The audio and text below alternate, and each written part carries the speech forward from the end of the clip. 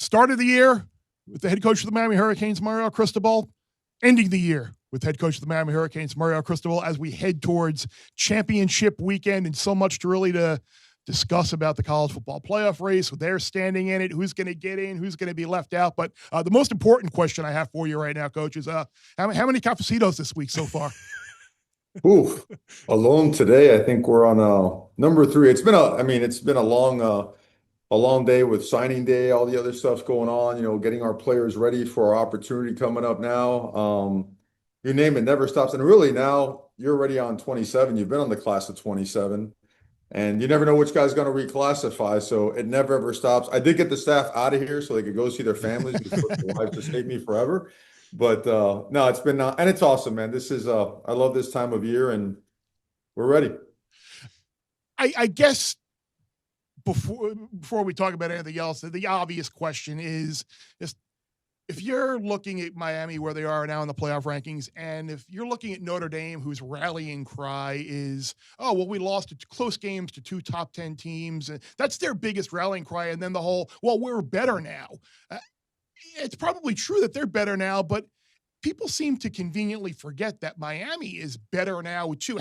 Go into detail about how better Miami is right now from when they took the field opening night in August as well. Yeah, no doubt. I mean, you look at the metrics of our last 4 weeks, and everything is either 1, 2, 3, 5, 7. Nothing's out of the top 10 as it relates to offense, defense, and special teams. We're actually playing better football now than when we were ranked number 2 and had the opportunity to play and beat Notre Dame. So, which again is it's a testament to our players. It's a testament to getting healthy as well. Again, we certainly were down about 6 or 7 guys, but again, just hard work continuing to pay off, and we love living in the reality of playing games, especially in head-to-head opportunities, and settling things on the field. What have you seen most from your offense these last 4 weeks? It's been really efficient. You run the ball well. I think Beck's playing good. What have you seen sort of improvements in the last month?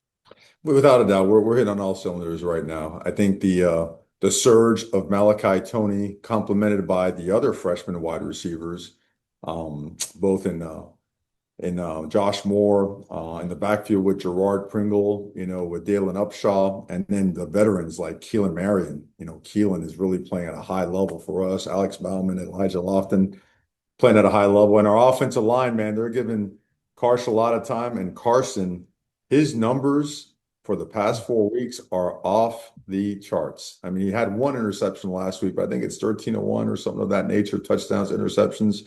His completion percentage, his efficiency, his deep throw percentage, the way he's connecting and putting us in the right plays, getting the balls to the right guy. He's playing at an elite level, and again, he's just getting started. Our best football is ahead of us now. Last time I checked, Coach, you guys beat Notre Dame in August, right? Why does that result in August not matter more to the committee? Well, I think at the end of the day, I think it will. I'm confident that things will continue to be seen, because it's reality, like you mentioned. I mean, at the end of the day, we're both 10-2, right? And we had the opportunity to play each other, and we won the game. Okay? And up front, our trenches performed in an outstanding manner. Certainly our defensive line had a record performance, especially from as it relates to a PFF, offensive line grading standpoint. Their line against our defensive line, which shows high-level trench play and trench domination. We were able to hold one of their great players in Jeremiah Love. I know he averages 100+ yards against the opponent. We held him to 30 yards. And I think, again, I say that to credit our guys, not to put down another opponent. I don't believe in that stuff there. But the metrics are identical, and we played 4 common opponents, of which we did a better job against those opponents, minus the one situation with Syracuse. Obviously, they had the lacrosse player take over at quarterback. But we did a better job. We did a better job against the other 3 opponents. And it goes back to, guys, we played the game. They actually moved that game to Sunday so that 10.8 million people, that equals 21.6 million eyeballs, actually, but so that everyone could see it, plus 70,000 in the stadium. And And I was talking earlier to, a couple of our staff members, and the truth of the matter is, football's never been about hypotheticals.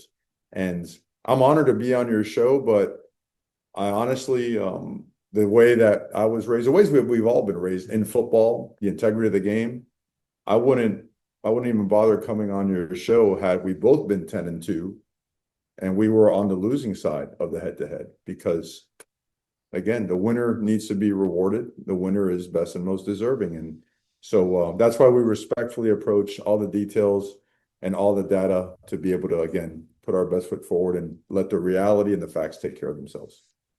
This time of year, we tend to hear from people saying that these tough non-conference games are going to go away because the results of the standings don't reflect the games potentially. But you guys have never shied away from scheduling tough. You had A&M, obviously. You have Notre Dame next couple of years. What is it about these games that are important for you guys to play every year? I mean, that's what when I played at Miami, that's what it was all about, right? You want to play imagine eliminating big games because big game results don't matter when you win. Imagine that concept is like crazy. I feel like I'm on. You sure this is not MTV Punk, like the old show that, like, where's the camera? Yeah, it's, no, to me, those games are critically important for football. It's how we raise, our players, how they're raised to play the game. You play the game to win, and you play to find out who the best team is. You don't, what?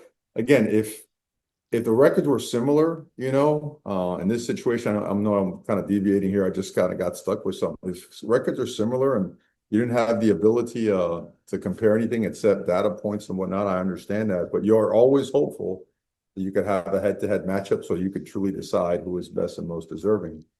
And if you eliminate these big games, you're putting a dent in everything that college football was ever created for. You always want to have the best teams playing these marquee matchups, and for the fans, for the game, for the pageantry, for the history of college football.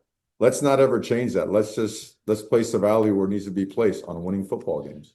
You mentioned the data points and talking to your staff and obviously win the game. Could you imagine being on the committee as a coach, and there are a ton of former coaches on that committee, where you've got a situation where Team A and Team B are identical in terms of one-loss record. Team A beat Team B, and you, in good conscience, saying, Team B, they passed the eye test because they beat Team A. Like, it just doesn't make any sense. So I get the argument about all of these metrics where if you didn't have that data point where Miami and Notre Dame played, and maybe you're comparing Notre Dame to Oklahoma, who is another 10-2 team, or Alabama, who's another 10-2 team, and you want to compare losses and all those other stuff, but you've got the ultimate eye test. I just don't know how, as a coach, you can be on that committee and not have that ultimately rule the day. Yes, sir. Well, I mean, at the end of the day, I think in the history of the CFP, never have two teams with identical records that had a chance to play each other.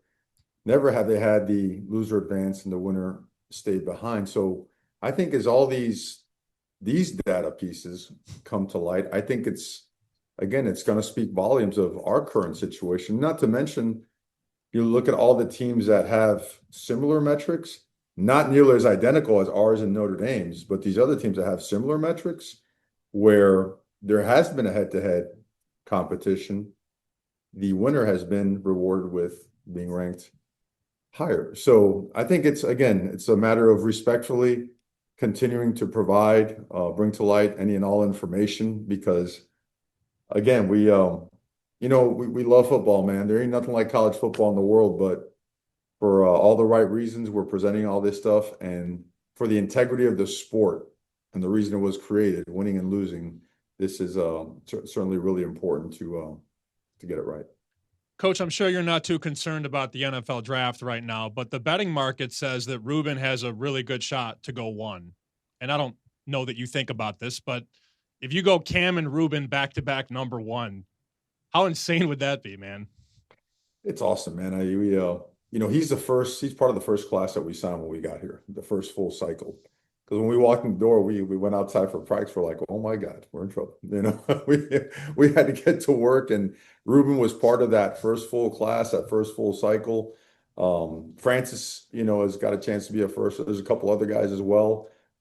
It speaks volumes of the direction of the program, how we're progressing. I mean, done a good job winning, 20 of our last 24. The ones that we have, we're down to a possession. So we're really we're gaining a lot of steam, man. We're gaining a lot of steam. We're playing our best football now. We've signed our best 3 classes in the history of the program. So sky's the limit. And I'm an alum, man. I actually wore the pads, wore the helmet here. So I live and die to be a Miami Hurricane. So this is it's a really exciting time. Let's talk about this schedule, right? So yesterday was National Signing Day for 2026. You have a possible playoff appearance coming up in a couple of weeks.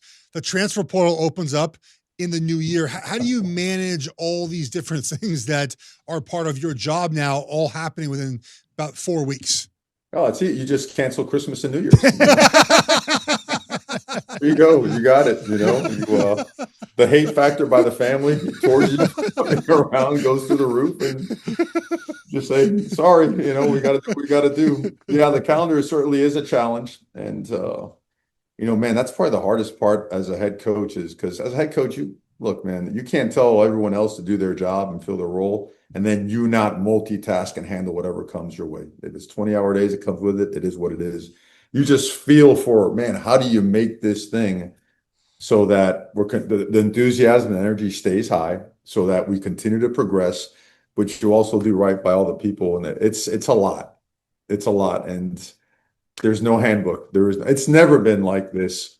And all I can say is, I don't know. And if you have all the answers, please send them to me. I'd love to be able to apply them. Talk to me in April, family. We'll get back to you in the spring once all this ends. What do you say to people out there? You talk about, but they lost to SMU and they lost to Louisville. Like, what do you say to people who say losing a game to Louisville, which won eight games, and losing a conference road game in overtime at SMU, who won 8 games? What do you say to those people? Those are bad losses. It's insanity to call a loss to an 8-win team a bad loss, right? No doubt. I mean, a bad loss, I think, would be a sub 500 team, right? Like Alabama losing to Florida State, maybe, or something like that. Well, I wouldn't bring any names into it. I really don't. I guess that's me. That's on me. Bear will do that. I'll do that for you. Bear's been tweeting about you for 2 weeks. Bear's got your back. I've always want to be respectful as it relates to that. But again, at the end of the day, it's our losses were to 2 teams that were in the CFP top 25 and top 20, and we're rolling before they had their significant injuries too. At least one of them. And at the end of the day, it's 10-2 with a head-to-head and common opponents. I mean, that's about as overwhelmingly clear and honest and transparent as you could get. So I wouldn't make up anything. I wouldn't change the facts. I would continue to present the facts and continue to encourage people to just digest the facts. Same record, common opponents, better by Miami, head-to-head, certainly settled on the field, which is what college football is all about. And the bottom line is we are playing better football now than we were when we played that game. So I think it all bodes really well for the University of Miami Hurricanes. And I think the momentum is building in the public specter of trying to figure out what the heck is really going on here and why has this head-to-head not come into play yet. And we'll see ultimately if it does on Sunday. I think there is a very good chance if BYU were to lose that Miami will get into the college football playoff. And like I said, we began the year talking to you before a win over Notre Dame, and hopefully for Miami, the program and all the fans out there, it can finish the season, I guess, in a de facto win over Notre Dame for that race for the final college playoffs. But Mario Cristobal, thank you for joining us in a busy, chaotic, hectic week, and hopefully we'll get a chance to connect again down the road in the college football playoff, if indeed that happens. Thank you. I appreciate you guys. Thank you for having me, and always go Canes.